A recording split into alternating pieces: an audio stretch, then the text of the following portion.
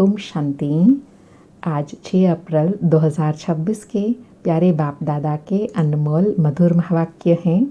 आज की मुरली के सार में ऑलमाइटी अथॉरिटी बाबा ने विशेष स्मृति दिलाते कहा कि बाप है मनुष्य सृष्टि का बीज रूप, सत चित आनंद स्वरूप। उनकी बड़ी भारी महिमा है।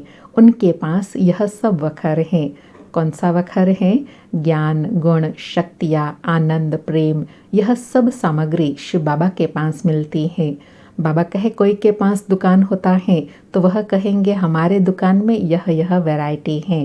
बाबा भी कहते हैं मैं ज्ञान का सागर, आनंद का सागर, शांति का सागर हूँ। मेरे पास यह वखर अभी मौजूद है जो अभी संगम पर आकर डिलीवर करता हूँ तुम बच्चों को। जो कुछ भी मेरे पास है वह सब डिलीवर करता हूँ। फिर जो जितना धारण करे अथवा जो जितना पुरुषार्थ करे। और ब्राह्मण जीवन का महत्व बताते कहा कि यह तुम्हारा सर्वोत्तम ब्राह्मण कुल है। गाया भी जाता है अतीन्द्रिय सुख गोपी वल्लभ के गोप गोपियों से पूछो, अर्थात संगम युगी ब्राह्मण बच्चों से पूछो।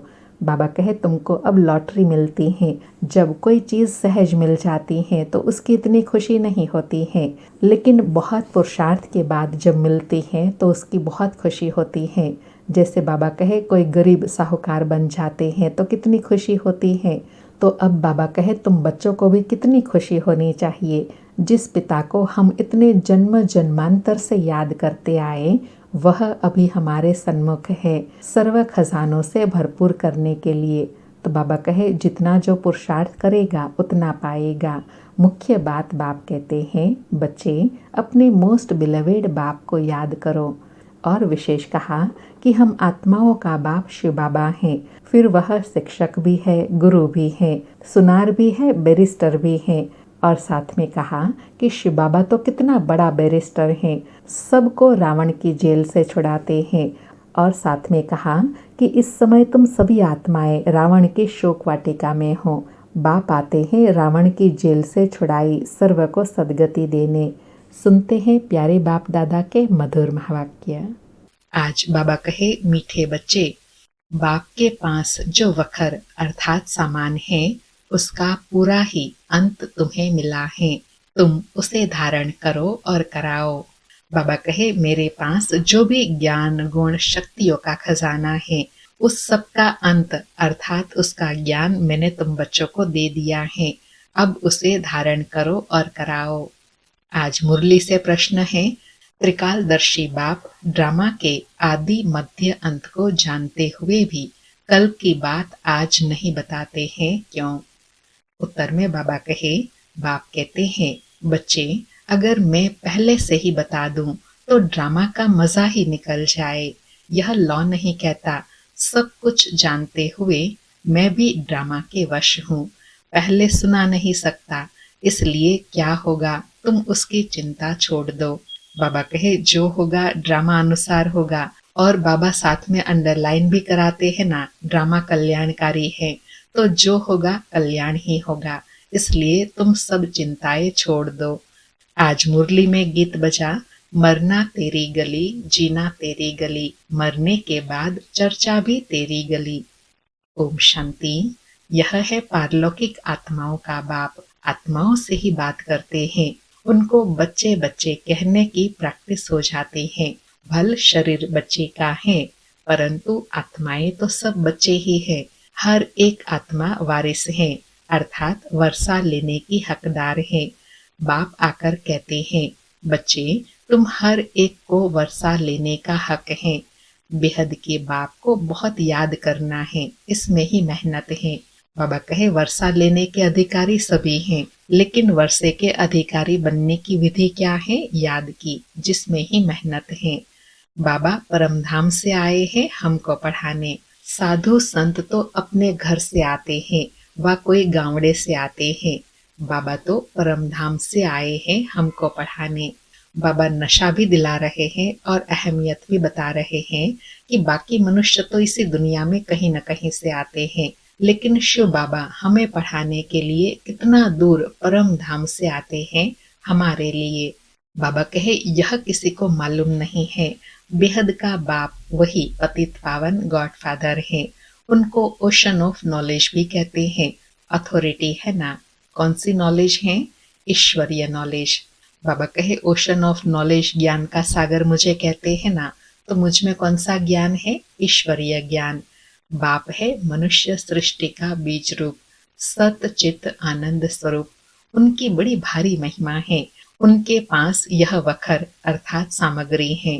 कौन सी? ज्ञान गुण शक्तियों की। बाबा कहे कोई के पास दुकान होता है, कहेंगे हमारी दुकान में यह वैरायटी है। बाप भी कहते हैं मैं ज्ञान का सागर, आनंद का सागर, शांति का सागर हूँ। मेरे पास यह सब वखर मौजूद है। बाबा कहे मेरी दुकान में यह सब सामान मिलता है। कौन सा? शांति का, आनंद का, प्रेम का, गुणों का, शक्तियों का। बाबा कहे जैसे मैं संगम पर आता हूँ डिलीवरी करने, जो कुछ मेरे पास है वह डिलीवर करता हूँ। फिर जितना जो धारण करे अथवा जितना पुरुषार्थ करे। बच्चे जानते हैं बाबा के पास क्या क्या है और एक्यूरेट जानते हैं। बाबा कहे यह तो बच्चे जान गए ना कि बाबा के खजाने में क्या क्या खजाने हैं। बाबा कहे आजकल किसी को अपना अंत कोई बताते नहीं है। गाया हुआ है किनकी दबी रही धूल में किनकी राजा खाए, किनकी चोर लुट जाए, किनकी आग जलाए, लेकिन सफली उनकी होंगी जो परमात्मा कार्य में सफल करेंगे। यह सब अभी की बात है। बाबा ने कितनी गुह्य बात बताई कि दुनिया में कोई भी अपना गुह्य राज नहीं बताता है, लेकिन शिव बाबा भगवान आकर अपना सारा अंत बताते हैं कि मेरे पास क्या क्या खजाने हैं और उन खजानों को तुम कैसे प्राप्त कर सकते हो। बाबा कहे आग लगेगी सब खत्म हो जाएंगे। राजाओं के पास अंदर बहुत बड़ी मजबूत गुफाएं रहती हैं। भल अर्थक्वेक हो, जोर से आग लगे तो भी अंदर से निकल आते हैं। तुम बच्चे जानते हो यहाँ की कोई भी चीज वहां काम नहीं आनी है। सतयुग में बाबा कहे खानियां भी सब नए सिर भरपूर हो जाती हैं। साइंस भी रिफाइन हो तुम्हारे काम आती है। तुम बच्चों की बुद्धि में अब सारा ज्ञान है। बाबा कहे यह सारी समझ, सारा ज्ञान अभी तुमको है कि सतयुग की कारोबार कैसे चलेंगी, अभी परिवर्तन कैसे होगा। बाबा कहे बच्चे जानते हैं हम सृष्टि के आदि मध्य अंत को जानते हैं। बाकी अंत का थोड़ा टुकड़ा है जिसको भी जान जाएंगे। बाबा पहले से ही सब कैसे बता दे। बाप कहते हैं मैं भी ड्रामा के वश हूँ। जो ज्ञान अब तक मिला है वही ड्रामा में नोंद है। जो सेकंड पास हुआ उनको ड्रामा समझना है। बाकी जो कल होगा वह देखा जाएगा। कल की बात आज नहीं सुनाएंगे।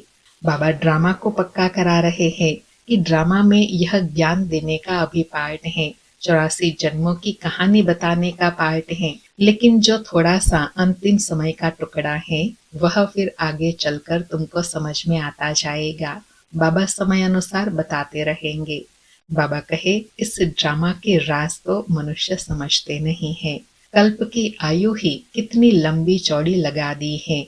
इस ड्रामा को समझने की भी हिम्मत चाहिए। अम्मा मरे तो भी हलवा खाना है, अर्थात कैसी भी स्थिति परिस्थिति हो अपनी स्थिति सर्वश्रेष्ठ रहे। बाबा कहे समझते हैं मर गए जाकर दूसरा जन्म लिया, हम रोए क्यों। बाबा ने समझाया है अखबार में तुम लिख सकते हो यह प्रदर्शनी आज से 5000 वर्ष पहले इस तारीख इस ही स्थान पर इस रीति हुई थी। यह वर्ल्ड की हिस्ट्री ज्योग्राफी रिपीट हो रही है, लिख देना चाहिए। यह तो जानते हैं। बाबा कहे यह तो जानते हैं यह दुनिया बाकी थोड़े दिन है, यह सब खत्म हो जाएंगे। हम तो पुरुषार्थ कर विक्रमाजीत बन जाएंगे। फिर द्वापर से विक्रम संवत शुरू होता है, अर्थात विक्रम होने का संवत। इस समय तुम विकर्मों पर जीत पाते हो तो विक्रमाजीत बन जाते हो। बाबा कहे फिर आधा कल्प विक्रम करते हैं तो विक्रम संवत हो जाता है। बाबा कहे पाप कर्मों को श्रीमत से जीत कर विक्रमाजीत बन जाते हो। वहां सतयुग में तुम आत्म अभिमानी रहते हो, वहां देह अभिमान होता नहीं। कलयुग में देह अभिमान है, सतयुग में पूरा देही अभिमानी बनते हो। परम पिता परमात्मा को भी जानते हो। यह है शुद्ध अभिमान। कौन सा शुद्ध अभिमान है? कि हम परमपिता परमात्मा को जानते हैं, अपनी जीवन कहानी जानते हैं। बाबा कहे, तुम ब्राह्मण सबसे ऊंच हो, तुम हो सर्वोत्तम ब्राह्मण कुलभूषण। यह नॉलेज सिर्फ तुमको मिलती है, दूसरे किसी को मिलती नहीं। तुम्हारा यह सर्वोत्तम कुल है। गाया भी जाता है, अतीन्द्रिय सुख गोपी वल्लभ के बच्चों से पूछो। तुमको अब लॉटरी मिलती है, कोई चीज मिल जाती है, उसकी इतनी खुशी नहीं होती। जब गरीब से साहूकार बनते हैं तो खुशी होती है, अर्थात विशेष और अनोखी चीज जब प्राप्त होती है तो खुशी होती है। बाबा कहे, तुम भी जानते हो, जितना हम पुरुषार्थ करेंगे उतना बाप से राजधानी का वर्षा लेंगे। जो जितना पुरुषार्थ करेगा उतना पाएगा। मुख्य बात बाप कहते हैं, बच्चे अपने मोस्ट बिलवेड बाप को याद करो। यह सबका बिलवेड बाप है, शिव बाबा। वही आकर सबको सुख शांति देते हैं। अभी देवी देवताओं की राजधानी स्थापन हो रही है। वहाँ किंग क्वीन नहीं होते, वहाँ कहेंगे महाराजा महारानी। अगर भगवान भगवती कहे तो फिर यथा राजा रानी तथा प्रजा सब भगवान भगवती हो जाए। इसलिए भगवान भगवती कहा नहीं जाता, भगवान एक है। बाबा कहे, भगवान समान बन जाते हैं, इसलिए उनको भगवान भगवती कह सकते हैं, लेकिन साथ में प्रजा भी तो है ना, इसलिए भगवान का टाइटल सबको नहीं देते हैं, भगवान एक है। बाबा कहे, मनुष्य को भगवान नहीं कहा जाता। सूक्ष्म वतनवासी ब्रह्मा विष्णु शंकर को भी देवता कहते हैं। सूक्ष्म वतनवासी को हम भगवान भगवती कैसे कहेंगे? ऊंच ते ऊंच है मूल वतन, फिर सूक्ष्म वतन, यह है थर्ड नंबर स्थूल वतन। यह तुम्हारी बुद्धि में रहना चाहिए। हम आत्माओं का बाप शिव बाबा ही हैं, फिर शिक्षक भी है, गुरु भी है, सुनार बैरिस्टर आदि सब हैं। बाबा कहे, सबको रावण की जेल से छुड़ाते हैं। शिव बाबा कितना बड़ा बैरिस्टर हैं। बाबा लॉजिक बात समझा रहे हैं कि जैसे बैरिस्टर छुड़ाता है ना, ऐसे शिव बाबा सबसे बड़ा बैरिस्टर हैं जो रावण की जेल से छुड़ाते हैं। बाबा कहे, तो ऐसे बाप को क्यों भूलना चाहिए? क्यों कहते हैं बाबा हम भूल जाते हैं? माया के बहुत तूफान आते हैं। बाबा कहते हैं यह तो होगा, कुछ तो मेहनत करनी पड़े। बाबा कहे, कुछ तो पुरुषार्थ करेंगे ना, इतनी ऊंची प्राप्ति है। यह है माया से लड़ाई। तुम पांडवों की कोई कौरवों से लड़ाई नहीं है। पांडव कैसे लड़ाई करेंगे? फिर तो हिंसक हो जाएंगे। बाप कभी हिंसा नहीं सिखाते। बाबा कहे, मैं तो अभी डबल अहिंसक बनाता हूँ, तो फिर हिंसा कैसे कर सकते हैं? बाबा कहे, कुछ भी समझ नहीं सकते। वास्तव में हमारी कोई लड़ाई नहीं है। बाबा सिर्फ युक्ति बताते हैं।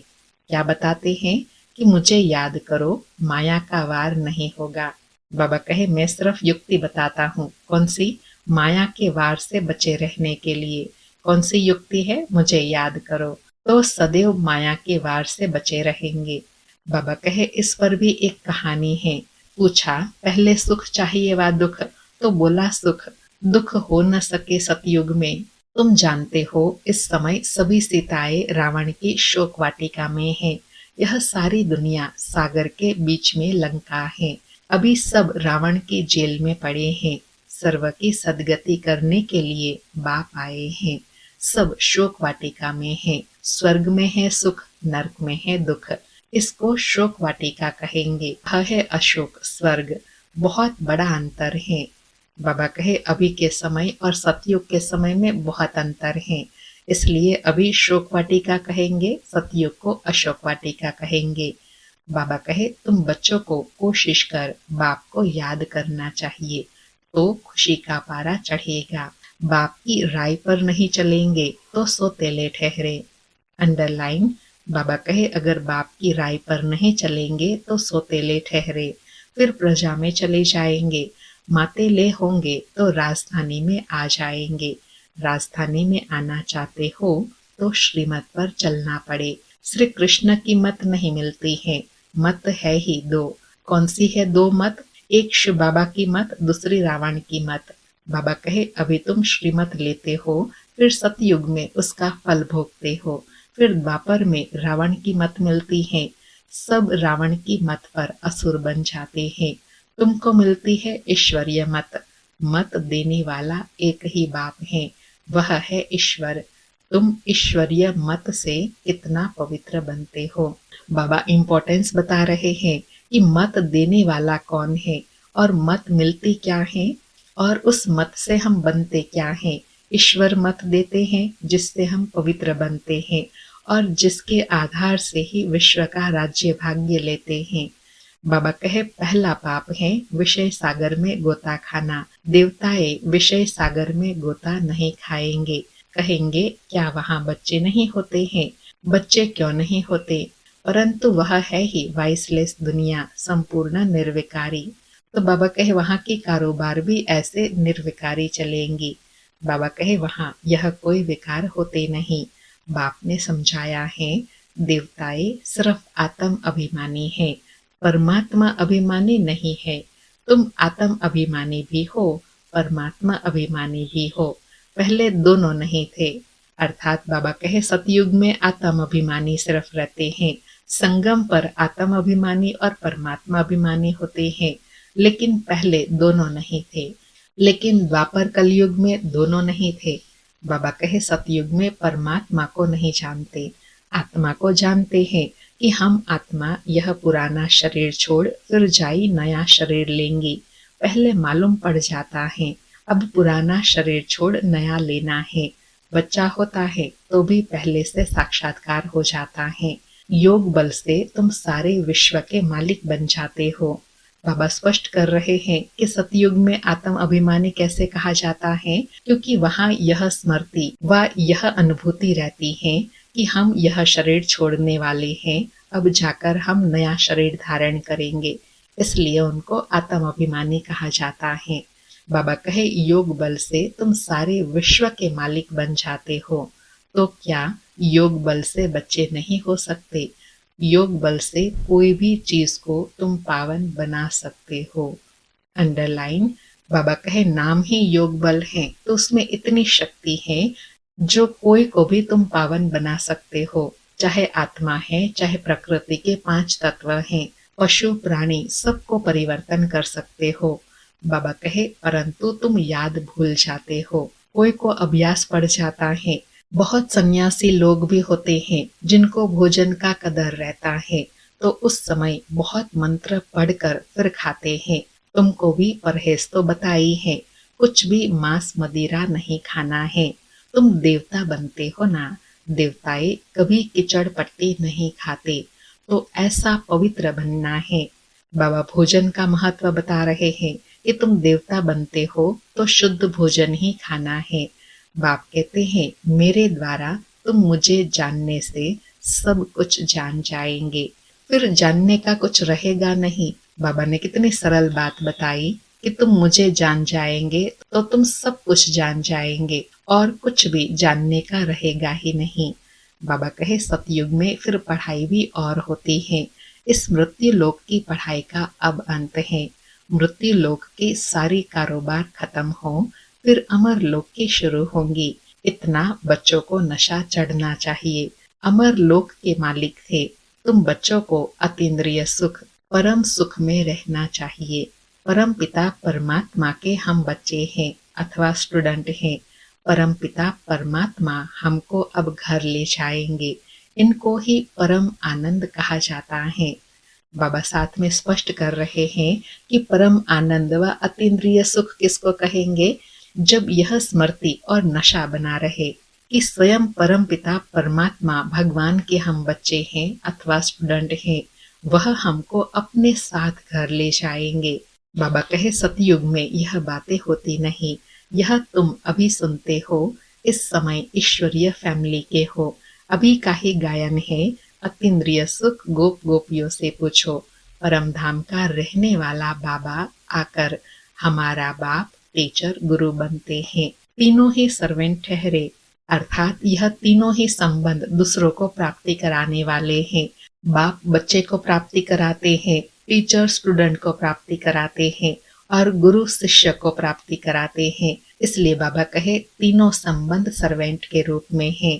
बाबा कहे कोई अभिमान नहीं रखते, कहते हैं हम तुम्हारी सेवा कर तुमको सब कुछ दे निर्वाण धाम में बैठ जाएंगे तो सर्वेंट हुआ ना। वाइसराय आदि हमेशा सही करते हैं तो ओबीडियंट सर्वेंट लिखते हैं। बाबा भी निराकार निरअहंकारी हैं, कैसे बैठ पढ़ाते हैं। बाबा कहे सोचो इतनी बड़ी ऑलमाइटी अथॉरिटी है और देखो कितना साधारण बैठे हैं और पढ़ाई कितनी ऊंच पढ़ाते हैं। बाबा कहे इतनी ऊंची पढ़ाई और कोई पढ़ा ना सके, इतनी पॉइंट्स कोई दे ना सके। मनुष्य तो जान नहीं सकते, इनको कोई गुरु ने नहीं सिखाया। गुरु होता तो बहुतों का होता, एक का होता है क्या। यह बाप ही पतितों को पावन बनाते हैं, आदि सनातन देवी देवता धर्म की स्थापना कर रहे हैं। बाप कहते हैं मैं कल्प कल्प कल्प के संगम युगे आता हूँ। कहते हैं ना बाबा हम कल्प पहले भी मिले थे, बाबा ही आकर पतितों को पावन बनाएंगे। 21 जन्म के लिए तुम बच्चों को पावन बनाता हूँ। अर्थात इतनी बड़ी अथॉरिटी आएंगे, भगवान आएंगे, बच्चों से मिलेंगे तो जरूर प्राप्ति भी ऐसी विशेष कराएंगे ना। बाबा कहे तो यह सब धारणा करनी चाहिए, फिर बताना चाहिए बाबा ने क्या समझाया। बाबा से हम भविष्य 21 जन्मों का वर्षा लेते हैं, यह याद रहने से फिर खुशी में रहेंगे। यह परम आनंद है, मास्टर नॉलेजफुल ब्लिसफुल, यह सब वरदान बाप से अभी तुमको मिलते हैं। अर्थात बाबा कहे तो इन वरदानों को, इन टाइटलों को स्मृति में रख के सदा खुशी में रहना है। बाबा कहे सतयुग में तो बुद्धू होंगे, इन लक्ष्मी नारायण को तो कुछ भी नॉलेज नहीं, इनको होती तो परंपरा से चली आती। तुम जैसा परम आनंद देवताओं को भी नहीं हो सकता। बाबा कितना नशा दिला रहे हैं कि तुमको जितना परम आनंद अतीन्द्रिय सुख का अनुभव होता है उतना कोई भी युग में किसी को नहीं होता है। अच्छा मीठे मीठे सिकिलधे बच्चों प्रति माता पिता बाप दादा का याद प्यार और गुड मॉर्निंग। रूहानी बाप की रूहानी बच्चों को नमस्ते। हम रूहानी बच्चों की रूहानी माता पिता बाप दादा को याद प्यार गुड मॉर्निंग और नमस्ते नमस्ते। सारी मुरली से धारणा के लिए सार है। पहला पॉइंट, देवता बनने के लिए खान पान की बहुत शुद्धि रखनी है, बहुत ही परहेज से चलना है। योग बल से भोजन को दृष्टि दे शुद्ध बनाकर स्वीकार करना है। दूसरा पॉइंट, परम पिता परमात्मा के हम बच्चे अथवा स्टूडेंट हैं, वह हमें अब अपने घर ले जाएंगे। इसी नशे में रहे परम सुख परम आनंद का अनुभव करना है। आज का वरदान है सेवा की लगन द्वारा लौकिक को अलौकिक प्रवृत्ति में परिवर्तन करने वाले निरंतर सेवाधारी भव। स्पष्टीकरण है सेवाधारी का कर्तव्य है निरंतर सेवा में रहना, चाहे मनसा सेवा हो चाहे वाचा व कर्मणा सेवा हो। सेवाधारी कभी भी सेवा को अपने से अलग नहीं समझते। जिनकी बुद्धि में सदा सेवा की लगन रहती है उनकी लौकिक प्रवृत्ति बदलकर ईश्वरीय प्रवृत्ति हो जाती है। सेवाधारी घर को घर नहीं समझते लेकिन सेवा स्थान समझकर चलते हैं। सेवाधारी का मुख्य गुण है त्याग। त्याग वृत्ति वाले प्रवृत्ति में तपस्वी मूर्त होकर रहते हैं, जिससे सेवा स्वतः होती है। बाबा ने लौकिक प्रवृत्ति को अलौकिक प्रवृत्ति में परिवर्तन करने की विधि बताई कि निरंतर चाहे मनसा चाहे वाचा चाहे कर्मणा द्वारा सेवा चलती रहे, उसको ही ईश्वरीय प्रवृत्ति कहेंगे। आज का स्लोगन है अपने संस्कारों को दिव्य बनाना है तो मन बुद्धि को बाप के आगे अर्पित कर दो। अपने संस्कारों को दिव्य बनाना है तो मन बुद्धि को बाप के आगे अर्पित कर दो। आज के अव्यक्त इशारे हैं महान बनने के लिए मधुरता और नम्रता का गुण धारण करो। उसके लिए आज अभ्यास बताया कि किसी भी आत्मा को 2 घड़ी मीठे बोल बोल दो तो उस आत्मा को सदा के लिए भरपूर कर देंगे। यह 2 घड़ी की मधुर दृष्टि बोल उस आत्मा की सृष्टि बदल देंगे। दो मधुर बोल सदा के लिए बदलने के निमित्त बन जाएंगे। अर्थात मधुरता और नम्रता में इतनी शक्ति है जो 2 घड़ी मधुर बोल मीठी दृष्टि से अनेक आत्माओं की सृष्टि बदलने के निमित्त बन सकते हैं। अच्छा, ओम शांति। शुक्रिया बाबा, शुक्रिया।